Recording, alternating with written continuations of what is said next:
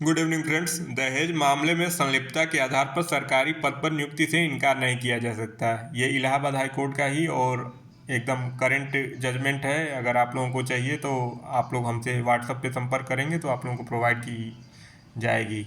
इस मामले में जो है जस्टिस जे मुनीर ने कहा कि समाज में प्रचलित सामाजिक परिस्थितियों को देखते हुए जबकि महिलाएं अपने वैवाहिक घरों में क्रूरता का शिकार होती हैं, यह उतना ही सच है और अब तक न्यायिक रूप से स्वीकार किया गया है कि मामूली या बिना किसी उल्लंघन के पति के पूरे परिवार को या तो पुलिस को रिपोर्ट किया जाता है या असंतुष्ट पत्नी या उसके रिश्तेदारों द्वारा क्रूरता का आरोप लगाते हुए आपराधिक न्यायालय में लाया जाता है।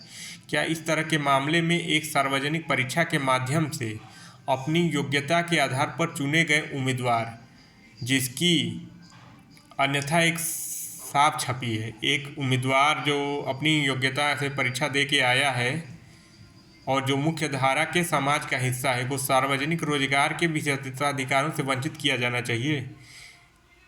अगर कोई दहेज पीड़ित परिवार में है, उसने जिसकी नौकरी लग रही हो, उसको भी लोग लपेट देते हैं कि अरे सरकारी नौकरी पा जाएगा, इसको भी इसमें लपेट दो, नौकरी ना मिल पाए।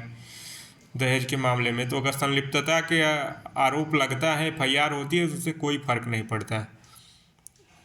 उसको कोर्ट ने इस मामले में जस्टिफाई किया है कि वो इतना परीक्षा दे के और योग्यता से वो आया है, उसको रोजगार करने का, सार्वजनिक रोजगार करने का विशेषाधिकार से उसको वंचित नहीं किया जा सकता, उसको रोजगार करने दिया जाएगा। हाई कोर्ट फैसले में माना कि विवादित आदेश अनावश्यक विवरणों से भरा हुआ था। न्यायालय ने जिला प्रबंधन की संलिप्तता से संबंधित दस्तावेजों को सब देखने के बाद ये किया है।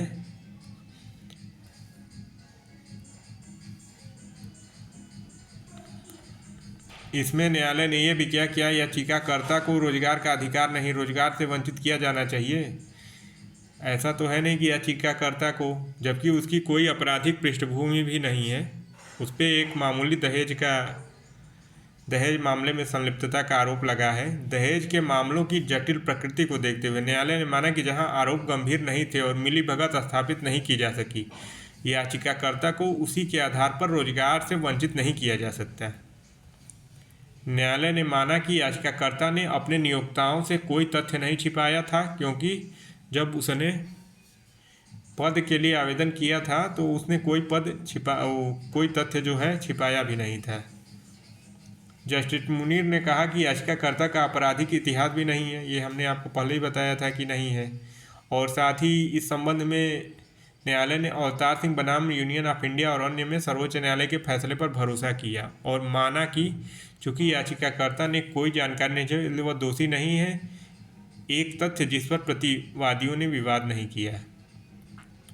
आरोपों और अपराध की प्रकृति के अलावा की गई कार्यवाही की प्रकृति को देखते हुए यह मामला याचिकाकर्ता के खिलाफ शिकायत का मामला है। जो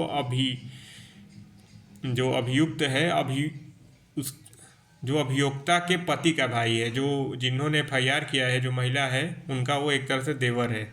अपराध करने में उसे कोई विशेष भूमिका नहीं सौंपी गई है, जहां नियुक्ति से इनकार नहीं किया जाना चाहिए। इस वजह से और इस रिट को हाईकोर्ट ने अलाउ कर दिया है। तो इसमें ये है कि अगर कोई दहेज में किसी को घसीट देता है कि नहीं ये दहेज में शामिल है, अगर उनकी सरकारी नौकरी लगने वाली है या लग रही है, तो उनकी नियुक्ति से इनकार नहीं किया जा सकता। ये बहुत महत्वपूर्ण जजमेंट है रोजगार से रिलेटेड। आजकल इस तरह के मामले लगातार आ रहे हैं समाज में।